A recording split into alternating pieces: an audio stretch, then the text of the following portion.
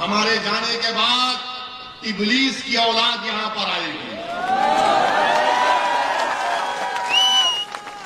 इब्लीस की औलाद आएगी, आके बोलेगी ये ओवैसी तो बहुत बोल कर गया, मगर बीजेपी, कांग्रेस, अल्लाह मेरी जबान में इतनी तासीर दे कि मेरी आवाज आजम खान को जेल में सुनाई दे और नवाब मलिक को बंबई में जेल में सुनाई दे कि ओवैसी गरीब मजलूम पिछड़ों की बात करता है, उसकी जबान को बंद कर दिया जाएगा। तुम सब अपनी गोलियों से मेरी जबान को बंद कर सकोगे, मगर मैं जो पैगाम दे चुका हूं अल्लाह के करम से, वो पैगाम अब आपको आगे लेकर बढ़ना है।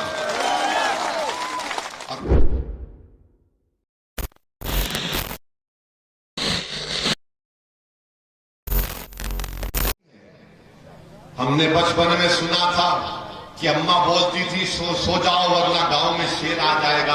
अब गांव में एक शेर आया आपके सामने।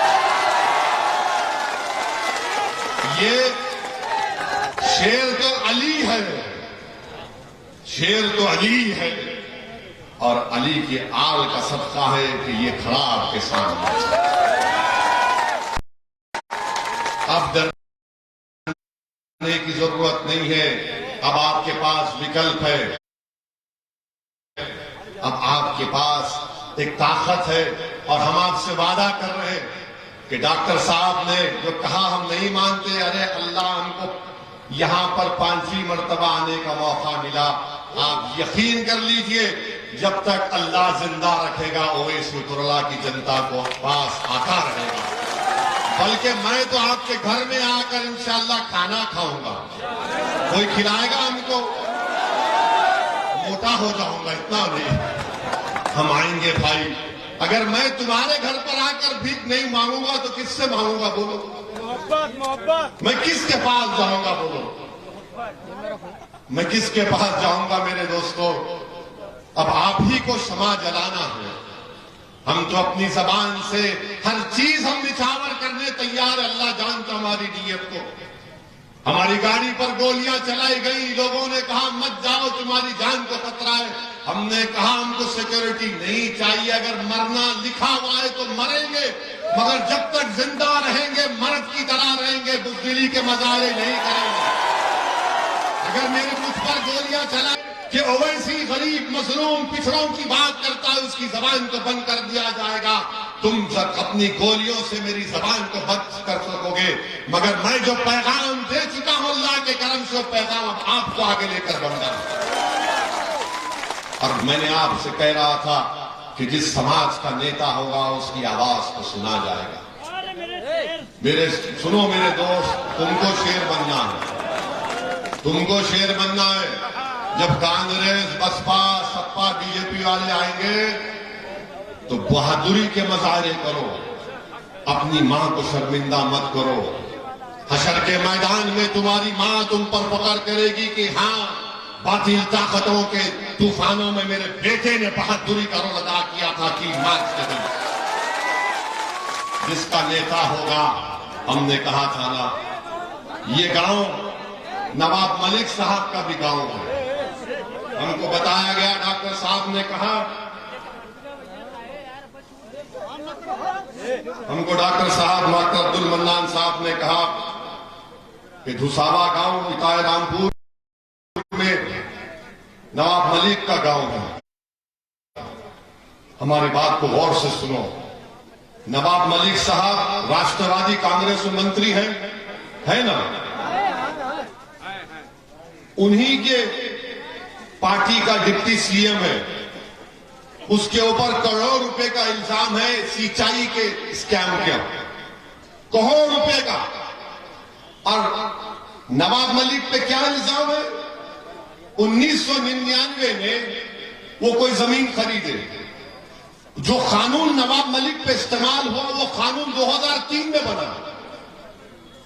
अगर बेटा औलाद पैदा नहीं हुई तो उसका नाम रखाई पैदाइश के बाद रखते हैं ना। तो ये कानून की पैदाइश 2003 में हुई। नवाब मलिक ने बेटा पैदा कर दिया 99 में, तो मोदी क्या कर रहा है कि नहीं 2003 में, 99 में नाम रखा ही नहीं होगी, 2003 के कानून के तहत नाम रखा नहीं। और देखो आप, मोदी भी एक ही है, राष्ट्रवादी कांग्रेस के नेता भी एक ही है। वहां पर नेता का भतीजे पर इल्जाम था, अगर भतीजा गिरफ्तार हो जाता तो राष्ट्रवादी कांग्रेस महाराष्ट्र को रोक देती, मगर क्योंकि गिरफ्तार होने वाले का नाम नवाब मलिक था, इसलिए सब गूंगे बनकर बैठे हैं, सब गूंगे बनकर बैठे। क्या नवाब मलिक पर जो इल्जाम लगा गलत है, झूठ है। और एक मिसाल देता हूं, आजम खान मंत्री थे, अखिलेश मुख्यमंत्री थे ना। मंत्री पर इल्जाम कि उन्होंने अपने मंत्रालय में किसी का गलत नौकरी पे रखा किसी को। आजम जेल में और मुख्यमंत्री हेलीकॉप्टर में फिर रहा है कि तुझ पर मेरी जवानी कुर्बान के नारे सुनते हुए। अगर मंत्री जेल में है तो मुख्यमंत्री जेल में क्यों नहीं है? क्यों नहीं है, सोचो आप। मैं भड़काने के लिए नहीं कह रहा हूं, सच्चाई बयान कर रहा हूं। अल्लाह मेरी जबान में इतनी तासीर दे कि मेरी आवाज आजम खान को जेल में सुनाई दे और नवाब मलिक को बंबई में जेल में सुनाई दे। हम दूसरी पार्टी के अलग अलग पार्टी में है, मगर मैं नाम के नाम पर और नाइंसाफी के नाम पर अपनी जबान को नहीं रोक पाऊंगा। मुखालिफत करूंगा राष्ट्रवादी की और समाजवादी की, मगर जब सच्चाई की बात आएगी, सच्चाई यही है। मेरे अजीज दोस्तों और बुजुर्गों, मैं साथ ही साथ आपसे ये भी अपील करूंगा कि आज की रात आप नवाब मलिक के साथ अनवर हाशमी और आजम खान के लिए दुआ करिए कि अल्लाह अनवर हाशमी साहब को सेहत दे।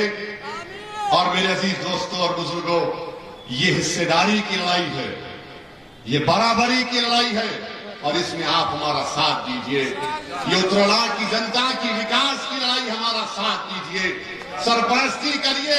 अगर किसी से भी कोई गलती हुई तो माफ कर दीजिए, माफ कर दीजिए मेरे भाई।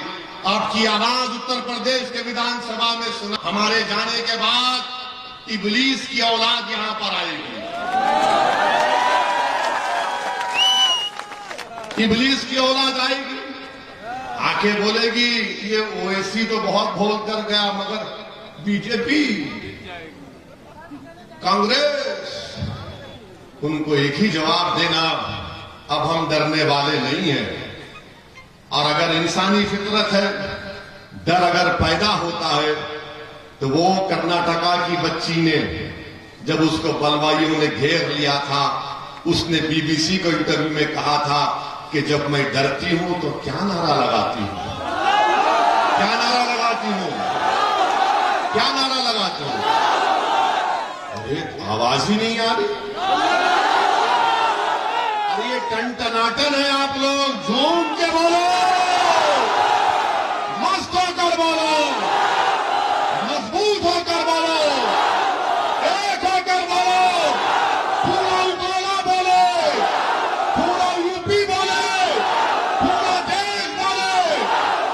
अस्सलाम वालेकुम व रहमतुल्लाहि व बरकातहू। 3 मार्च को पतंग पर